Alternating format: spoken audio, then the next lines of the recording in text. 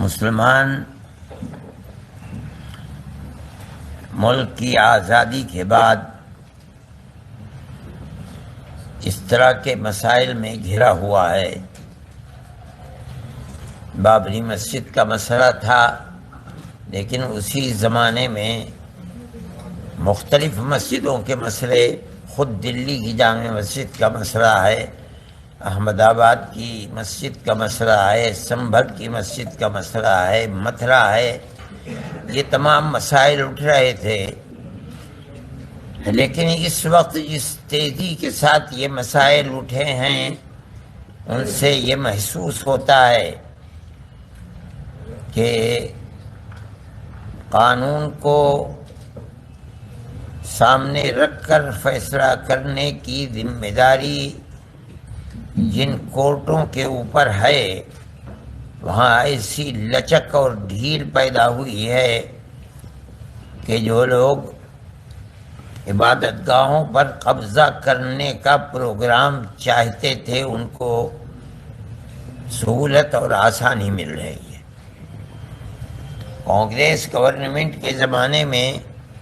سن 91 کا قانون بنا تھا، ہمیں اس کے اوپر بھی یہ اعتراض تھا کہ بابری مسجد کو اس سے الگ کیوں کیا جا رہا ہے، لیکن کیا گیا کیونکہ جمعیت علماء ہی اس کیس کو لڑ رہی تھی، اور ہم پوری قوت کے ساتھ جو بہتر سے بہتر وکیل تھے ان کو سامنے لا کر ہم نے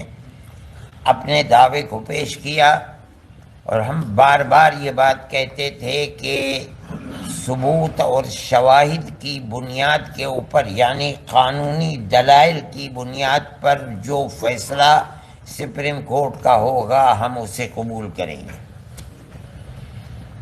سپریم کورٹ کا ایک فیصلہ کہ مسجد اپنی جگہ ہے، کسی مندر کو توڑ کر نہیں بنائی گئی، یعنی جہاں بابری مسجد ہے وہ رام جنم بھومی نہیں ہے،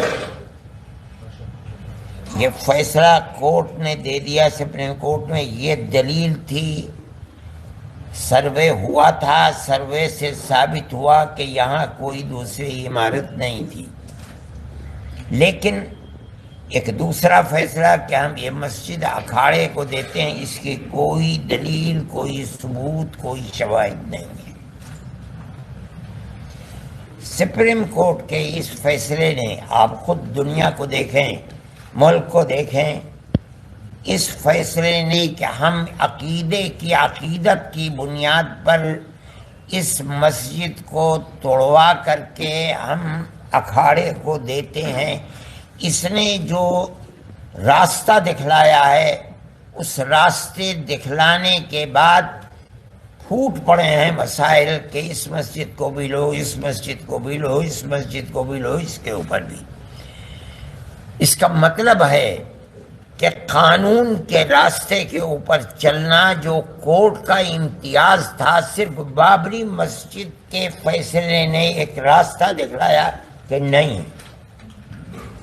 ان تمام قوانین اور قواعد کی لائبریریوں کو، ان کے کتابوں کو آگ لگاؤ،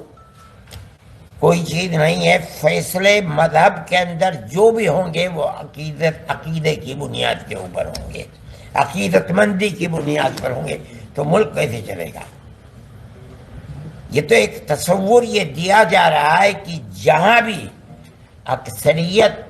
اس ملک کے اندر اپنی عقیدت کی بنیاد کے اوپر کسی مسئلے کو لائے گی، وہاں حقیقت اور ثبوت و شواہد کو نہیں دیکھا جائے گا، بلکہ وہاں یہ دیکھا جائے گا کہ اکثریت کی عقیدت مندی کیا چاہتی ہے، جو چاہتی ہے اس کو پیش کر دیا جائے گا، تو ملک کیسے چلے گا؟ یہ ایک بات ہے سوچنے کی۔ ہم صرف اتنی ہی بات کہنا چاہتے ہیں کہ اگر روش یہی چلے گی تو چاہے وہ کسی بھی اقلیت کا فرد ہو، چاہے وہ سکھ ہو، چاہے وہ جین ہو، چاہے وہ مسلمان ہو، چاہے وہ عیسائی ہو، کسی مسئلے کے اندر اس کو فیصلہ نہیں ملے گا۔ اگر مقابلے کے اندر تناؤ ہے اور اس کے اندر عقیدت اکثریت کی اس کے اندر دخل رکھتی ہے تو اس کے اندر اس کے مقابلے کے اندر قانون بیکار اور بے اثر ہو جائے گا۔ یہ بات میں ہی نہیں کہہ رہا ہوں، سمجھدار اور بڑے بڑے وکلاء یہ بات کہہ رہے ہیں کہ اس فیصلے نے بابری مسجد کے جو راستہ کھولا ہے کہ عقیدت کی بنیاد جب کبھی مقابلہ ہوگا تو قانون اس کے مقابلے کے اندر ہیج ہو جائے گا، تو پھر لا آپ پڑھاتے کس لیے ہیں؟ لائبریریوں کے اندر آپ کے ہزاروں کتابیں کس لیے رکھی ہوئی ہیں؟ ان کو آگ لگا دیجئے۔ یہی مسئلہ ہے، یہ ملک کا میں سمجھتا ہوں بہت بڑا المیہ ہے کہ اس ملک کے اندر آج مسلمان یہ کہہ رہا ہے کہ مسئلے کی بنیاد لوور کورٹ سے لے کر سپریم کورٹ تک عقیدت کے اوپر ہے، قانون کے اوپر نہیں ہے۔